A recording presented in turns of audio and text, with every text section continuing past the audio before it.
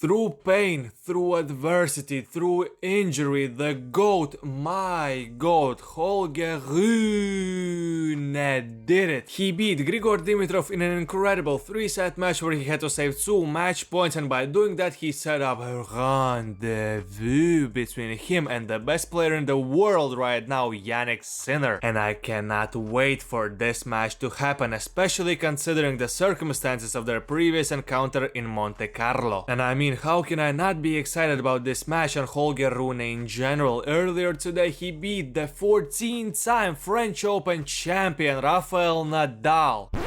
Oh fuck, that wasn't him?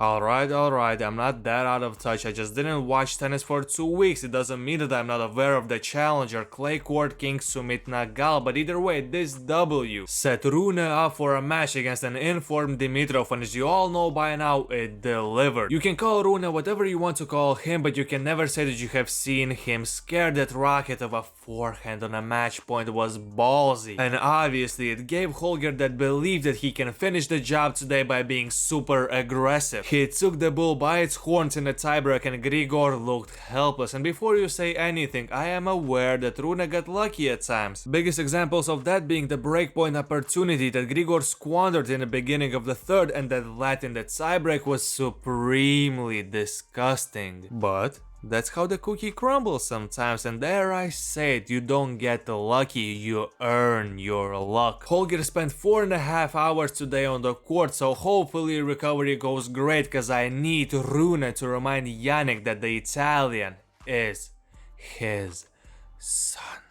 But listen, this day in general was super fun. In other matches, Medvedev was being Medvedev in his loss against Khachanov. And I'm not saying that you should agree or disagree with his antics, but I personally feel torn about the tantrum at the end of the match, because I do agree with him being confrontational towards referees after they made such a crucial mistake at 5-5, 15-30. But at the same time, I think he was playing with fire a bit too much when he threw the racket at the back wall after he served a double fault. I mean, if you are mad, just break the racket on the ground. That makes it less possible that something unfortunate might happen. And then few hours later, his bestie Stefanos Tsitsipas almost choked a 5-love lead in the second, but ultimately won the match against Zverev, which brought 2 positives. First one being the fact that Zverev lost in a tiebreak in a heartbreaking fashion is always great, and secondly, Tsitsipas won a tough match and it might add some needed confidence to his game. And it is a positive because even though I have been vocal about me not being a big fan of his, I still think that tennis is a lot more fun when Steph is playing well, cause he is a special character. That's for sure. And you know what's also special? Seeing some of the best players in the world lose to opponents they should beat. An upset is always fun as a neutral. And at the start of the match, that was exactly what I thought will happen in the Djokovic-Musetti encounter again, the same way it happened last year. But after Lorenzo lost his serve for the first time, Buddy kinda fell off. Okay, it wasn't that bad and the match was actually exciting at times. In my opinion, the potential was there for this match to be much more than it ended up being. Musetti let the first set slip away from him, and that basically was all she wrote. But with that being said, Novak again does not look even remotely as scary as he did last season, which is great, and let me explain why. Tennis is a lot more fun when some BS is happening. You cannot tell me otherwise. I'm not here to watch players be super consistent. I'm here to have fun, and today in particular I had lots